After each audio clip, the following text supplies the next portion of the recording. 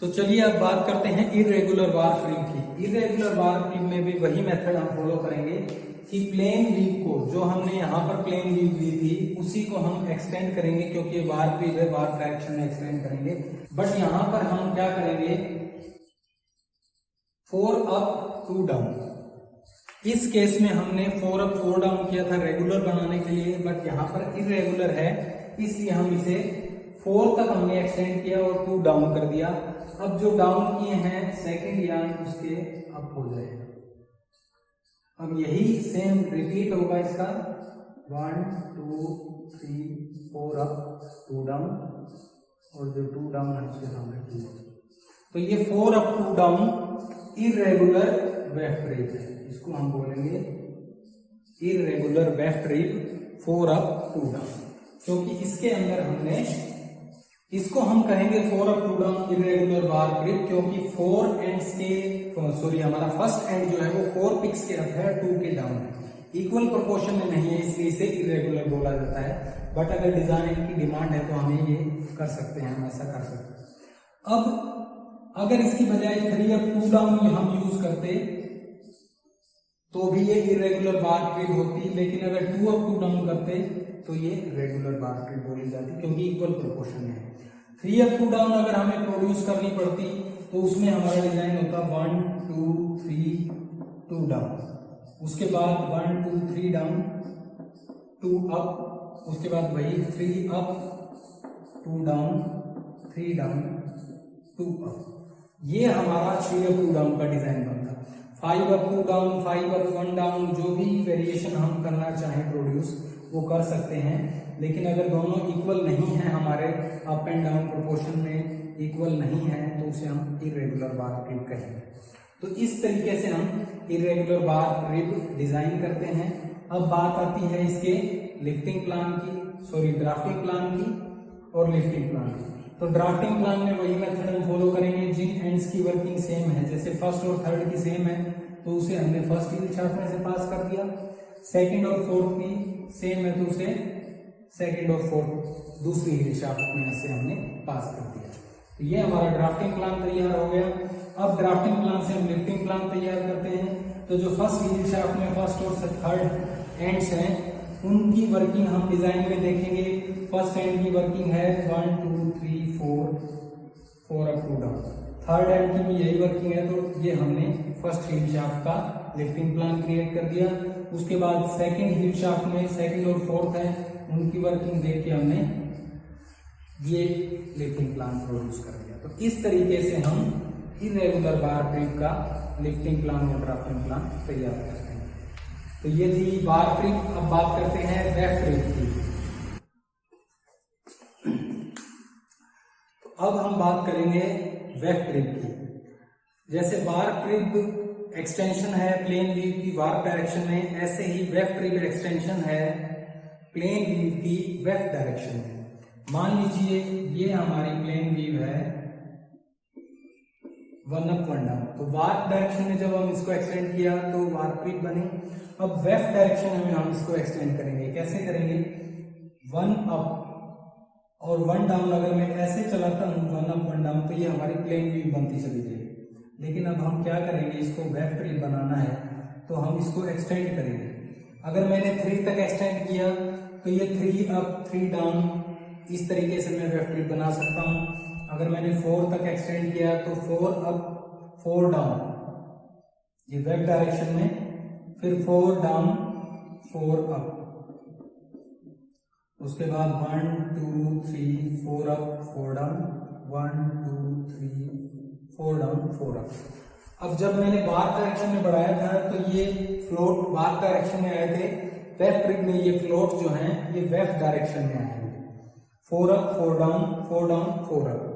तो ये है हमारी 4 up 4 down regular weft crepe. Regular इसलिए क्योंकि प्रोपोर्शन अप एंड डाउन जो यार्न है उनका प्रोपोर्शन इक्वल है, सेम है, इसलिए ये रेगुलर वेफ्ट क्रीप है। अब अगर इसका हमें ड्राफ्टिंग प्लान तैयार करना है तो हम वही मेथड फॉलो करेंगे, जिन एंड्स की वर्किंग सेम है, जैसे कि फर्स्ट सेकंड थर्ड फोर्थ, इनकी वर्किंग सेम है तो इनको हमने पहली हील शाफ्ट दे दी। फर्स्ट हील शाफ्ट में से हमने पास कर दिया। थर्ड की भी सेम है और फर्स्ट की भी सेम है, तो first second third fourth and की वर्किंग सेम है, fourth fifth sixth eighth and की वर्किंग डिफरेंट है, तो हमने उसे अलग हील शाफ्ट दे दी। दूसरी हील शाफ्ट में से हमने इन एंड्स को पास किया, क्योंकि इनकी और इनके आपस में वर्किंग अलग अलग थी, तो हम यही मेथड फॉलो करते हैं, जिन एंड्स की वर्किंग सेम होती है उनको एक हील शाफ्ट में से, और फिर दूसरे ग्रुप जिनकी सेम होती है उनको दूसरी हील शाफ्ट में से। अब इसके हिसाब से हम फर्स्ट सेकंड थर्ड फोर्थ ये जो एंड्स हैं इनका जो डिजाइन है, फर्स्ट एंड का डिजाइन, सेकंड एंड का डिजाइन, थर्ड का फोर्थ का, वो फर्स्ट हील शाफ्ट में हम फॉलो करेंगे। 1 down 1 up 1 down 1 up 1 down, और फिफ्थ सिक्स सेवंथ एट में ये डाउन है, ये अप है, ये डाउन है, ये अप। तो ये हमारा लिफ्टिंग प्लान बन जाएगा इस वीव का, वेफ्ट रिब का, ये लिफ्टिंग प्लान बन गया ये। तो अब हम बात करेंगे इरेगुलर वेफ्ट रिब की। इरेगुलर वेफ्ट रिब, जैसा कि नाम से पता लग रहा है कि इसमें जो रिब प्रोड्यूस होगी वो इरेगुलर होगी, इस रिब की तरह इक्वल नहीं होगी। इसमें 4 अप है 4 डाउन है, तो इक्वल प्रोपोर्शन है, उस प्रोपोर्शन को डिस्ट्रीब्यूट करेंगे इन एन इरेगुलर मैनर। कैसे? वेफ्ट रिब में हम वेफ्ट डायरेक्शन में एक्सटेंड करते हैं, 1 2 3 4 अप कर दिया मैंने, जो ये पहला वेफ्ट है ये first second third fourth hand के अप है, फिर 2 डाउन है, उसके बाद नेक्स्ट पिक 4 डाउन है 2 अप है, फिर वही डिजाइन रिपीट होगा 1 2 3 4 अप 2 डाउन 4 डाउन 2 अप। तो इसके अंदर हमने 4 वार्पियांस के अप रखा है वेफ्ट को, 2 वार्पियांस के डाउन रखा है वेफ्ट को। तो हमने जो प्रोपोर्शन था वो इक्वल करने की बजाय अनइक्वल कर दिया, इरेगुलर कर दिया, इसलिए इस वेफ्ट रिब को इरेगुलर वेफ्ट रिब बोलते हैं। वेफ्ट डायरेक्शन में एक्सटेंड किया इसलिए इसे वेफ्ट रिब बोलते हैं। अब वही बात करते हैं ड्राफ्टिंग प्लान की। तो ड्राफ्टिंग प्लान के लिए first second third fourth and की वर्किंग सेम है, तो इन्हें हम पहली हील शाफ्ट में से पास करेंगे। फिफ्थ और सिक्स्थ एंड की डिफरेंट है, तो इसे हम दूसरी हील शाफ्ट में से पास करेंगे। अब फर्स्ट और सेकंड हील शाफ्ट के अकॉर्डिंग हम लिफ्टिंग प्लान तैयार करेंगे।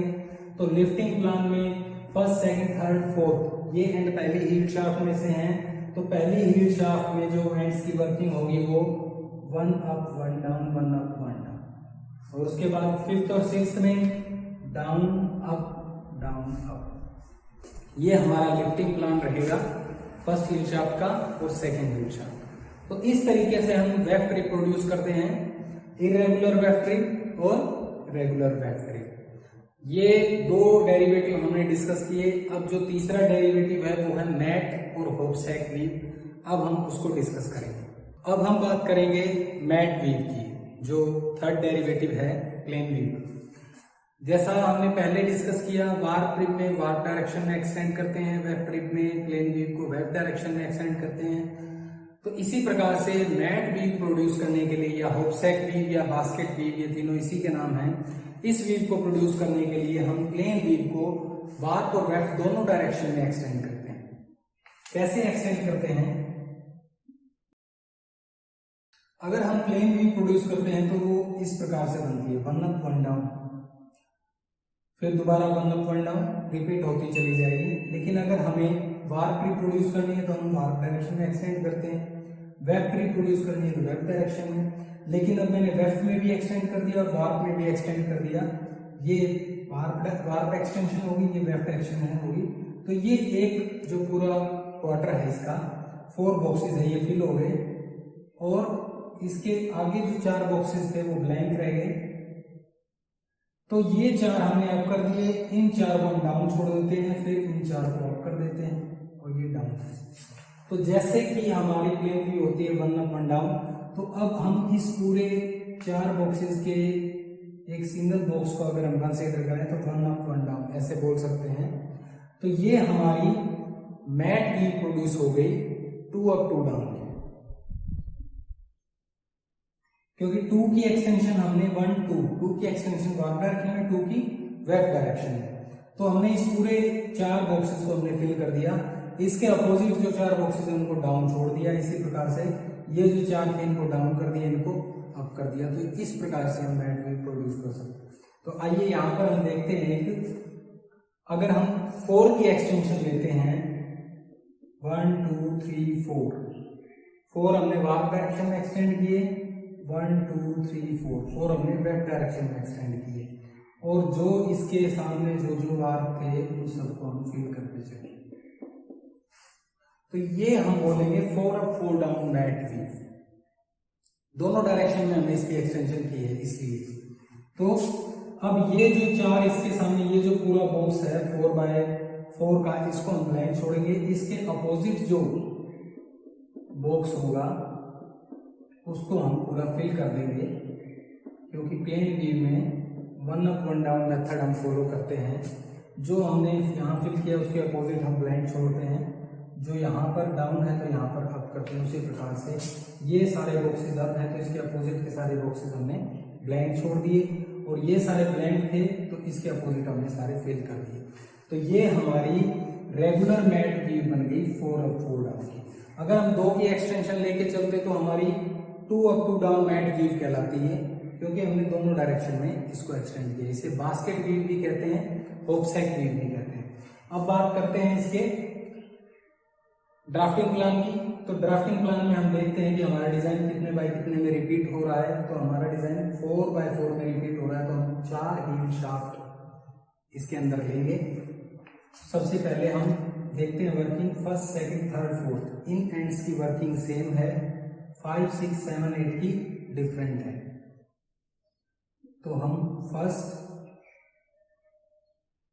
सेकंड थर्ड फोर्थ हैंड को फर्स्ट हील शाफ्ट में से पास करेंगे, 5th 6th 7th 8th इसको सेकंड हील शाफ्ट में से पास करेंगे।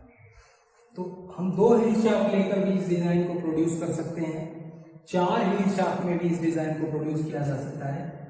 दोबारा थर्ड हील शाफ्ट में से इन एंड्स को पास कर दिया, उसके बाद फोर्थ हील शाफ्ट में से इसको पास कर दिया। तो यही डिजाइन हम 2 हील शाफ्ट में भी प्रोड्यूस कर सकते हैं और 4 हील शाफ्ट में भी प्रोड्यूस कर सकते हैं। तो यहाँ पर हमने 4 हील शाफ्ट ली हैं ताकि फ्रिक्शन को कम किया जा सके। उसके बाद फर्स्ट हील शाफ्ट की वर्किंग क्या होगी, फर्स्ट हील शाफ्ट ये रिप्रेजेंट करिए, तो फर्स्ट सेकंड थर्ड फोर्थ, तो 1 2 3 4। उसके बाद सेकंड हील शाफ्ट की 1 2 3 4, फिर दोबारा थर्ड हील शाफ्ट की और फोर्थ हील शाफ्ट। क्योंकि फर्स्ट हील शाफ्ट में से हमने ये 4 एंड पास किए हैं, इन 4 एंड की वर्किंग है 4 अप 4 डाउन, तो हमने 4 अप 4 डाउन रख दिया। 5 6 7 8 की वर्किंग है 4 डाउन 4 अप, तो हमने 4 डाउन 4 अप रख दिया। फिर दोबारा थर्ड हील शाफ्ट में से 1 2 3 4 एंड पास किए हैं, उनकी वर्किंग वही है 4 अप 4 डाउन, तो वो हमने डाल दी। उसके बाद 5 6 7 8 की वर्किंग उसके अंदर हमने फिल कर दी। तो ये हमने उसका लिफ्टिंग प्लान प्रोड्यूस कर दिया। तो इस तरीके से हम रेगुलर मैट वेव या होपसैक वेव प्रोड्यूस कर सकते हैं। अब बात करते हैं इरेगुलर होपसैक वेव की।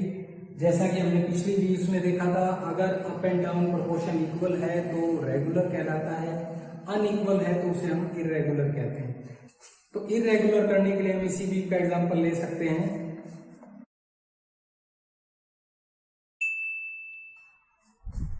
तो ये हमारी 4 अप 2 डाउन की इरेगुलर मैट वेव प्रोड्यूस। इस तरीके से हम, क्योंकि मैंने यहां पर 4 की एक्सटेंशन ली इस डायरेक्शन में, 4 की एक्सटेंशन ली इस डायरेक्शन में, लेकिन जो डाउन थे उनको मैंने अनइक्वल कर दिया, इसलिए इसको इरेगुलर मैट वेव कहते हैं, इरेगुलर होपसैक वेव कहते हैं। इसका ड्राफ्टिंग प्लान वही मेथड हम फॉलो करेंगे, 1 2 3 4 इनकी वर्किंग सेम है, 5 6 7 8 की डिफरेंट है, तो इसको हम 2 हील शाफ्ट में भी प्रोड्यूस कर सकते हैं। तो अगर हम 2 हील शाफ्ट यूज करते हैं तो इस तरीके से हम 4 अप 4 डाउन रेगुलर के लिए भी 2 हील शाफ्ट यूज कर सकते हैं। इरेगुलर के लिए मैंने आपको दिखा दिया कि ये 4 एंड्स की वर्किंग सेम है, तो एक हील शाफ्ट में से, इन 4 की सेम है तो इसको दूसरी हील शाफ्ट में से। उसके बाद ये हमारा लिफ्टिंग प्लान रहेगा क्योंकि इनकी 4 अप 2 डाउन और ये 4 डाउन 2। इस तरीके से हम लिफ्टिंग प्लान और ड्राफ्टिंग प्लान क्रिएट कर सकते हैं और mat weave regular irregular produce कर सकते हैं। तो आज हमने देखा कि कैसे प्लेन वीव और उसके डेरिवेटिव्स को क्रिएट किया जा सकता है, कैसे उनके lifting plan drafting plan create किए जा सकते हैं। आई होप आपको ये वीडियो समझ में आया होगा। अगर आपका कोई डाउट है, कोई क्वेश्चन है, तो आप मुझसे कमेंट बॉक्स में कमेंट करके पूछ सकते हैं।